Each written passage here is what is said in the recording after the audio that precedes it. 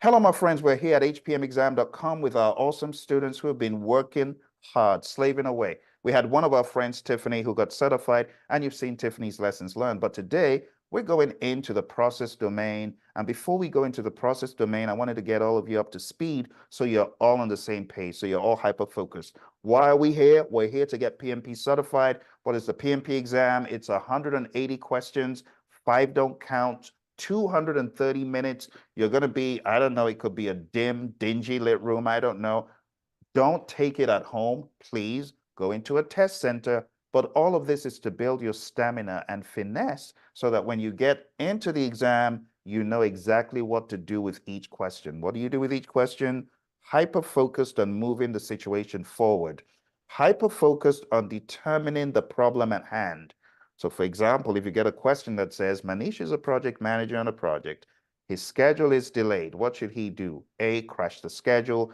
B, fast track the schedule. C, analyze the situation. It's always analyze. Wherever that is an option, don't just choose like a red herring option, because the PMI, they're into, let me tempt you with shiny objects and see if you run after those. Don't run after the shiny objects. So that is the whole purpose, the whole thesis why we're here and studying, and everyone else. The reason why you're studying 4 hours a day, 5 hours a day, some of you going crazy doing 8 hours a day, those who say, Phil, I'm out of employment, that's all I do. I understand. But you have to remember what your goal is. Your goal is to be able to see a question and see through the smoke and mirrors, okay? So let's jump very quickly into it. Who can tell me or chat into me? This exam is based on 3 big blocks. What are the 3 big blocks?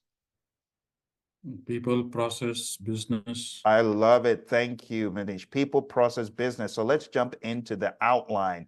The PMP exam content outline is broken down into how many tasks in people?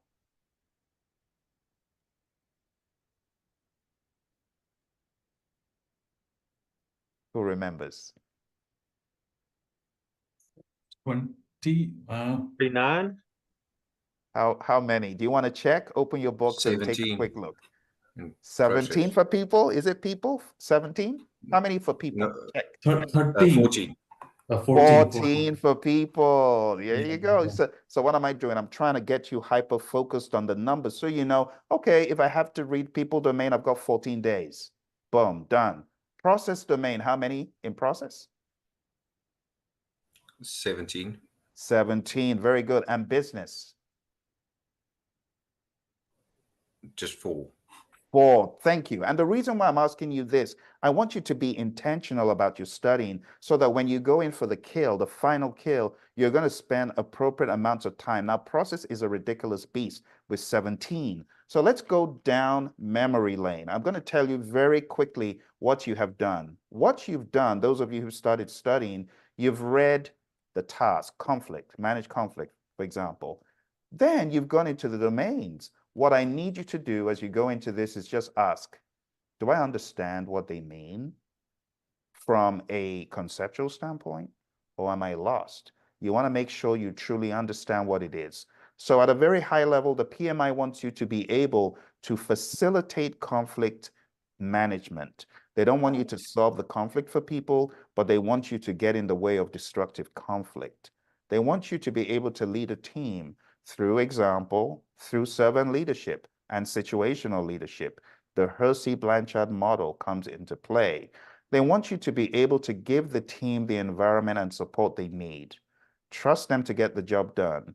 The team needs a safe space, give it to them. Empower the team and stakeholders. Give them things to do that are not lording it over them, but saying, hey, which of these would you like to do? It's based on their strength, but it's not fully pull or push. It could be a hybrid. What do I mean by that? In the world of Agile, we espouse the pull mechanism. Let people pull work to themselves if they've got the capacity. But in the world of predictive, it's assignment.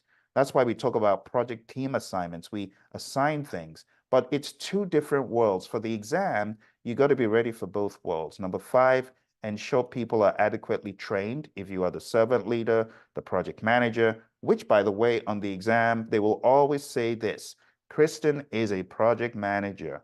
They will hardly ever say, Kristen is a scrum master. So they'll say, Kristen is a project manager on an agile project. And you could say, but wait a minute, in the world of Scrum, there's no project manager. Get used to seeing that. Very well, it's the role in Agile that they're talking about, but they will say project manager. So you got to get used to seeing that or thinking in that dimension, okay? Number 6, build a team. Have a team charter, social contract, team contract, ground rules, team agreement, all the same thing. Number 7, this is your bread and butter as a Scrum Master, as a servant leader. You got to aggressively go after those impediments, obstacles, and blockers as aggressively as possible. Number 8, negotiate project agreements. What are we saying here? We just mean negotiate everything: scope, schedule, cost, quality. Trade-offs are ethical.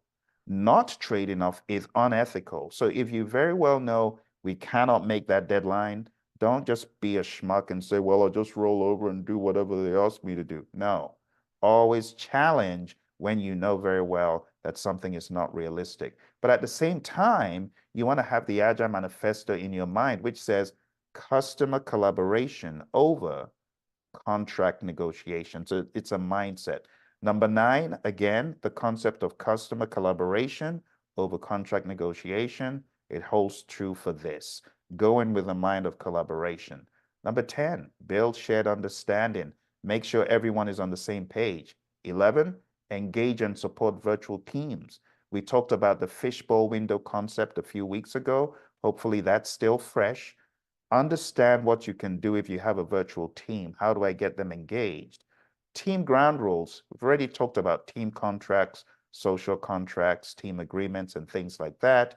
They could use the word social contract, so just remember they are all the same thing.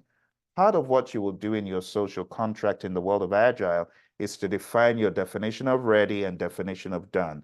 Understand the INVEST acronym when you're thinking about the definition of ready.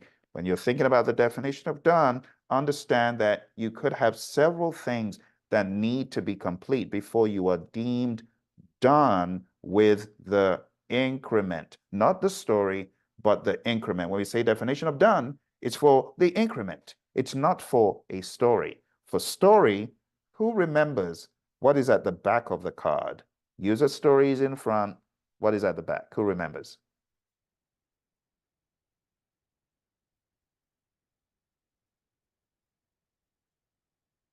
Should I give you a clue? AC. What does AC stand for in the context of a user story? So user story has role, goal, benefit in front, right? It represents the card, the conversation, right? The confirmation. But what is at the back of the card? It's AC, acceptance criteria. There's a difference between acceptance criteria and the definition of done. You must know these things. And you must remember that in the Agile Practice Guide, there's mention made of the definition of done, definition of ready. These are things that could be part of your social contract, your team contract, your team agreement, okay? Number 13, mentor relevant stakeholders. Mentoring is pretty much telling based on your past experience, whereas coaching is allowing people to work the answer out for themselves. And that is more long-lasting because it actually came from them. Number 14, promote team performance through the application of EI, emotional intelligence, which is you being able to understand your emotions and you being able to bridle your emotions and influence the emotions of groups and teams, others. Moving into process, which is where we're going today. We've already covered a lot of this in our study group, and you folks, well done, thumbs up to you. Tiffany, who is off the journey, she started this with us last year, December. But now we've gone through task 1 to about task 6. But I'm going to give you the quick overview of everything to make sure you are thinking in the right direction. Number 1, execute the project with urgency. Why urgency, though? Who can tell me? Well, the projects or sprints are really quick. So you're focused on delivering value first, right? So that's the first thing you've got to achieve with your project. I love it. So you got these things in smaller increments, which are sprints, which to the world of predictive, we look like speed demons if we do that in Agile. So super quick to do what you said, Kristen, the value. And that's great. We want to deliver the value. Why do you want to deliver value with urgency, though? Why do you want to use an Agile approach? Because you want to get a minimum viable product out, see if it works. I love it. You want to get a minimum viable product. So now we're opening the wormhole of MVP. Let's talk about that, and then we'll circle back to talk about urgency. The reason why the concept of MVP is great, and the reason why we espouse an MVP, is we're looking for value from the viable product. So we have the MVP, minimum viable product, the minimum amount of functionality we need to put in a product so that we can get what? What are we looking for from the MVP? Who remembers? Feedback from the client. I love it. So the feedback from the client is going to help us do task one, which is to execute with urgency. But I'm asking the question, why the urgency? What's the rush about? Who can tell me?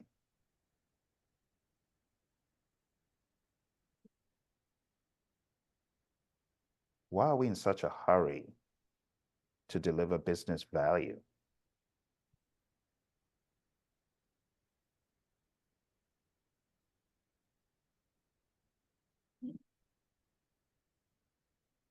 Why was Uber in such a hurry to deliver value that everyone is experiencing today? Can you guess? Because first to market usually gains the biggest market share.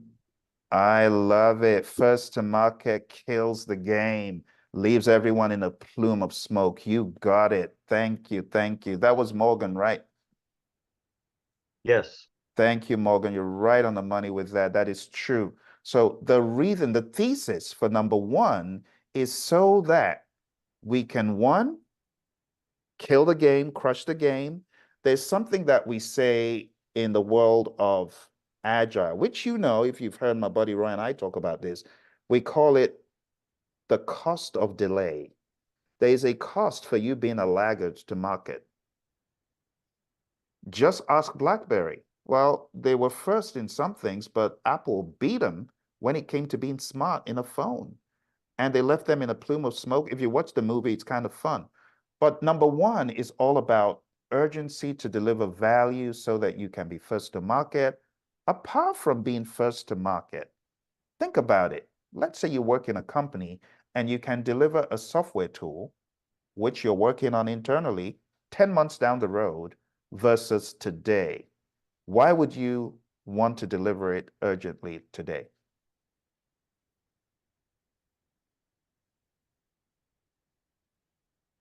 Yeah, I guess they can start making returns of their investment in an incremental fashion rather than waiting for the whole enchilada to be served. I love it, Manish. You're right on the money with that. Thank you. The reason why I'm asking you these questions, I want you to understand the thesis for Agile, and then everything else follows. Number two, manage communications. As a project manager, this is what you do. Now, don't be deceived by PMI's simple statement, manage communications. No. What they're saying here is do everything that you would do in the knowledge areas. So in the knowledge areas, you would plan communications management, you would manage communications, and you would monitor communications, right? So even though it's a simpleton statement, manage communications, don't be deceived by the simplicity of it. They're saying do everything you need to do to effectively manage that knowledge area. So plan, manage, and monitor. They're also saying that in an agile environment, understand that communication is more fluid and dynamic and transparent. So there are things that help you in your communications, like a Kanban board and things like that. Factor that in when you're looking at task two. All right, let's go quicker. Task three, assess and manage risk. everything regarding risk. Can I put you on the spot? What is number one in the world of knowledge area risk? What's the first thing you do? You plan your risk management. Yep. You plan risk management. Thank you. What's number two? Identify your risks. Number three. Do a quantitative and qualitative risk assessment. Very good. Which one should come first? Qualitative. Thank you. Qualitative, then quantitative. Why is quantitative optional? Because it gives you a monetary value for the risk, and not everybody uses it. I love it. Not everyone uses it. Not everyone likes it. Some companies run away from it. Beautiful. After we've done quantitative, what do we do next? You plan your risk response. Very good. Who can tell me the 5 responses for positive and the 5 for negative? Let's do positive first. What's the mnemonic I taught you? You mitigate. Positive. Tell me positive first. Positive Accept. risks. 5 strategies. What are they? What's the mnemonic, first of all? Do you remember? No. I'm getting into your business. All right. So let me show you what the mnemonic is. The mnemonic is easy. EASEE. This is why I show you these mnemonics. Now, what do these stand for? Tell me. So let me walk you through. Embrace, accept. You encounter a risk and you tell your boss because it's beyond your power. What's that? What's the E? It's beyond my Elevate, power. escalate. I'm going to Escalate. escalate. Thank you. Okay, let's talk about the A. I'm not going to do anything about it. Accept. Accept. Very good. I find a pot of gold and I need to dig it up. I call my buddy Johan to help me. What am I going to do? The S. I found a pot of gold, Johan. I need help. So as a result of you digging with me, I need to do what with the pot of gold? The S. I'm not going to eat alone. I'm not going to eat alone. Split the task up. I'm going to share. This is what you do You're a for better man than positive me, Phil. risks. Do you remember seeing share as a strategy when you read it? Yes. Good. Yes.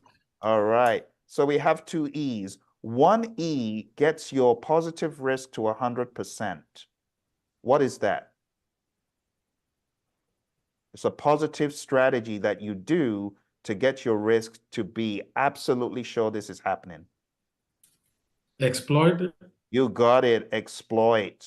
And what is the weakened version? It's like a weakened version of a local storm. What is it? The last E, when you increase the probability, but it's not to 100. What's that E? All right, it's called enhance. So this is a good gap I found. We need to do some more work on it. So this is the positive strategies for opportunities, positive risks or opportunities, right? So that's for positive. Let's talk about the negative. For negative, what is the mnemonic? Who remembers?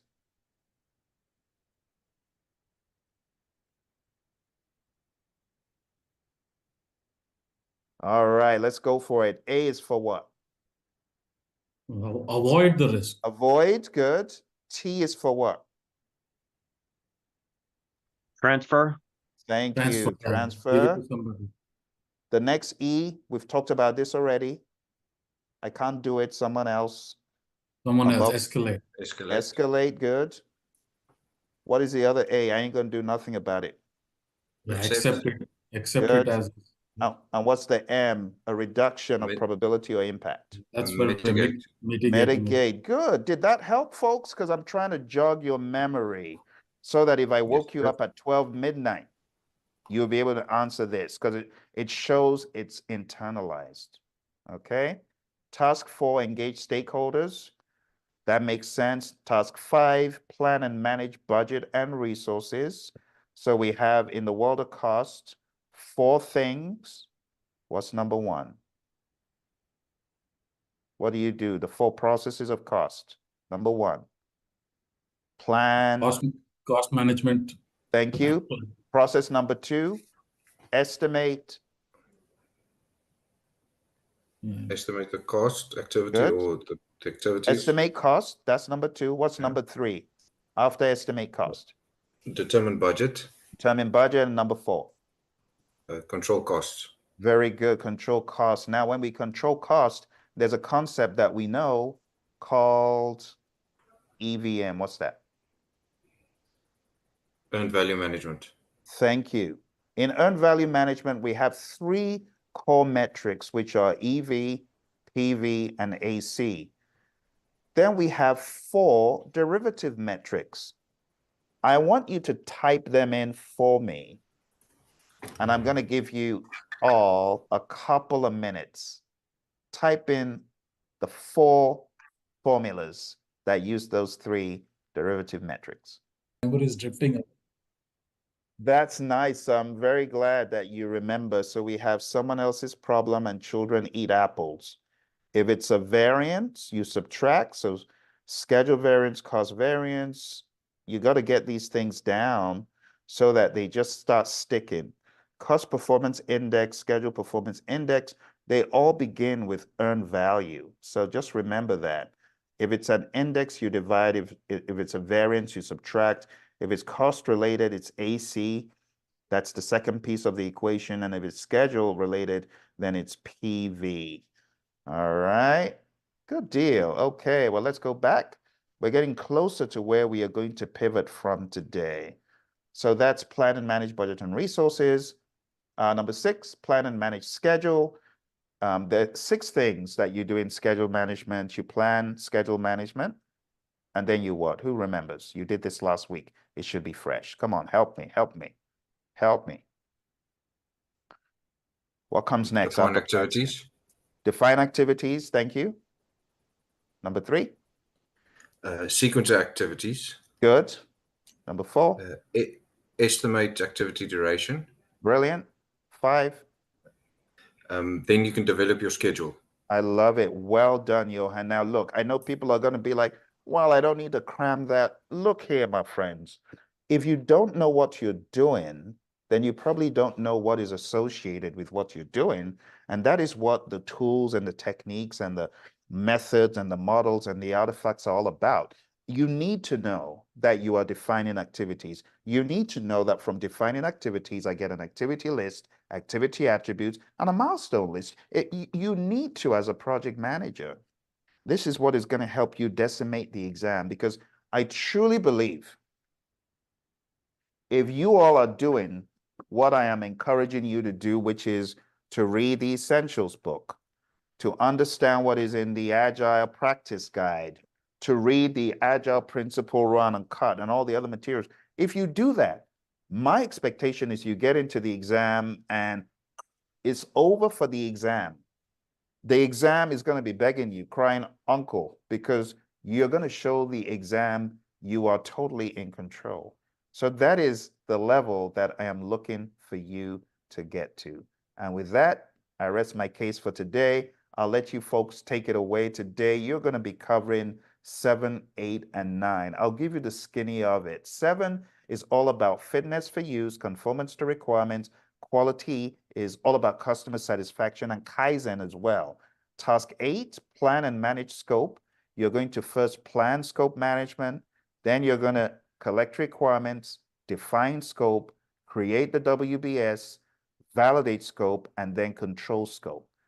Number 9, integrate project planning activities. Going back to Kristen's earlier question, when we take a look at the page 152, I think it is in our Essentials book, we already covered this stuff earlier, because earlier I showed you all of the chipmunk mnemonic. I showed you integration, scope, schedule, cost, quality, resources, communication, risk, procurement, stakeholder, and I showed you all of the components that are under each area. Let's go back to that image very quickly. So taking a look at this, you can see that in the world of integration, scope, schedule, cost, quality, resources, communication, risk, procurement, stakeholder, you have